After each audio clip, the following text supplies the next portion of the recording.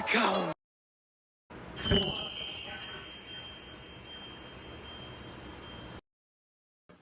Welcome to the Omniverse of Nick, and the next Marvel story for the channel, What If Bucky Became Captain America: The Opening.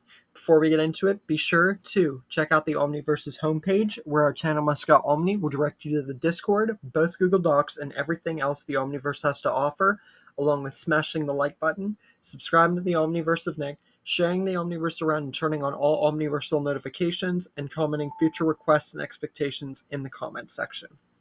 With all that said, let's begin. So this is the next Marvel story. What if Bucky Barnes became Captain America? So, in the original, Steve Rogers and Bucky Barnes were best friends, but it was a much different outcome for the both of them. Steve Rogers got accepted into a special super science lab experiment from his poor physique and the way that he was already in the army by a professor and a bunch of other people conducting a super top secret lab experiment. Steve Rogers became from a skinny little boy into a jacked, very much so superhuman warrior. And from that point on, he would become Captain America and show physique and power unlike any human. As for Bucky, he would unfortunately fall off a train, and we would not see him again until Captain America the Winter Soldier, where it would be revealed that he lost an arm and was mind controlled and basically got the same power as Captain America, but in a much different way, and would force the two to actually become enemies. And Steve would try everything in his power to bring Bucky back. And in Captain America Civil War, he would succeed when the two would team up against the team of Iron Man and everybody else, and it would subjugate in the end of Civil War, ending in a very emotional and climactic way. And at the end of everything, for Bucky's story, Steve would go back in time at an Endgame and want to live out his days, having his dance and just more or less just living with Peggy, and would hand over the shield to Falcon, but they would still have one more conversation as best friends.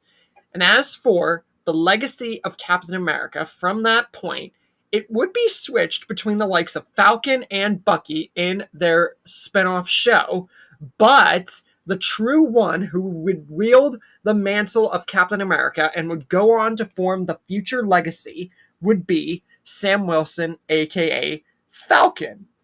But what if the events from the whole entire road with Bucky and Steve's friendship, what if it was different? What if Bucky did not want Steve to go along with this whole military escapade and wanted to, quote unquote, in his own mind, save him from the experience? And in other words, what would the Marvel Cinematic Universe be like if Bucky Barnes had accepted the super top secret lab experiment project to become Captain America instead of Steve Rogers? So that's what we answer today. So we get into Bucky trying to help Steve go through this whole thing, but the talks grow a little bit more serious as Bucky tries to steer Steve away, but Steve is in no position, like normal, to want to go along that route. Bucky, for now, goes with it, but he does think to himself, there's got to be a way that I can talk Steve out of this. But after realizing that there's not, he decides he is going to do this himself. And to add insult to injury for Steve, when his friend is nowhere to be found, and this time he doesn't get kidnapped, but he is also nowhere to be found. And whenever the professor and him talk, the professor sees a much different Steve. And this time, he turns him down because he just doesn't see the potential that he did in canon. So why would he waste his time in his world? And Bucky sees that Steve was turned down, and this gives him an opportunity to talk to the professor. And he says that if Steve is not the one to take this secret experiment, or if the professor doesn't see the potential that he might have, because he does have a lot of it, whether the professor thinks it or not, Bucky wants to be the one to take it instead, to show his friend that he doesn't have to worry about the military anymore. And he could do this as a way of truly showing how much of a good friend he is and protecting Steve from, risking his life. And the professor thinks about this for a long moment and decides to take this to a T. And with that all said, Bucky is accepted into the experiment. And at the end, Bucky is given the serum, and it's a success.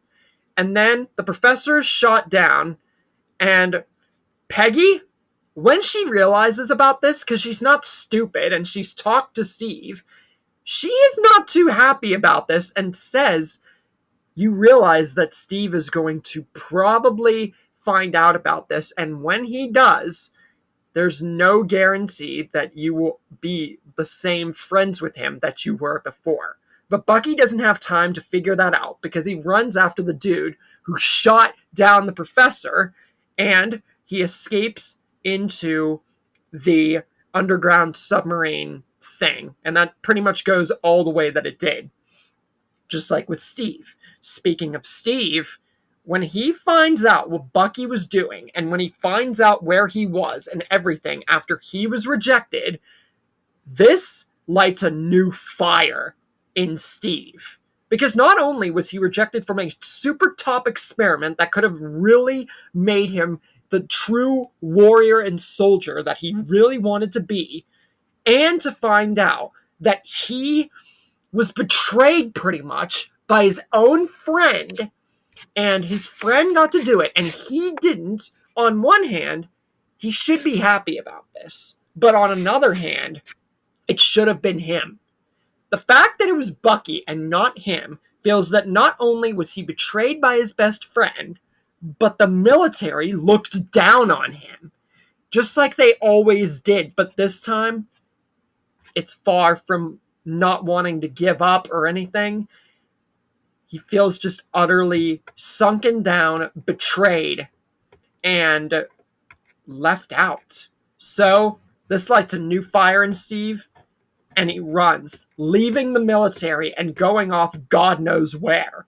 Once the colonel finds out about this, he shows a tiny bit of concern, but for now, he tells Bucky, who's also concerned because it's his friend, this was bound to happen, more or less.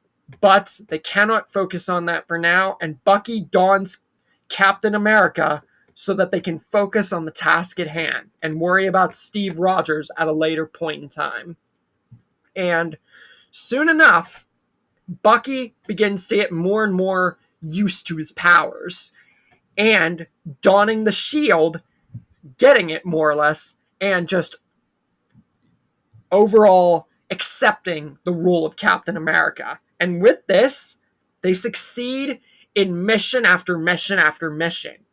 And they rescue the team that's sent there, but there's a big difference. Number one, Bucky is obviously not kidnapped, and he's Captain America, so he's the only one missing from that organization. But you would think that Steve would be in that thing there too, right? That he would get kidnapped too. But Steve is nowhere to be found. And then Bucky and Red Skull meet on the bridge. And a conversation and maybe a shield throw or a gun blast or something would be ensued. But then Red Skull would stop. Bucky would be surprised as to why. And then he would look over in utter horror to see his friend, Steve Rogers, wearing an outfit very similar to him, and Red Skull introduces him as Captain Hydra. What will this mean going forward with Steve as the enemy and Bucky as the hero a lot sooner than their original swapped character outing, and for the future of Bucky's Captain America journey? Now get out! What? Get out! Everybody get out!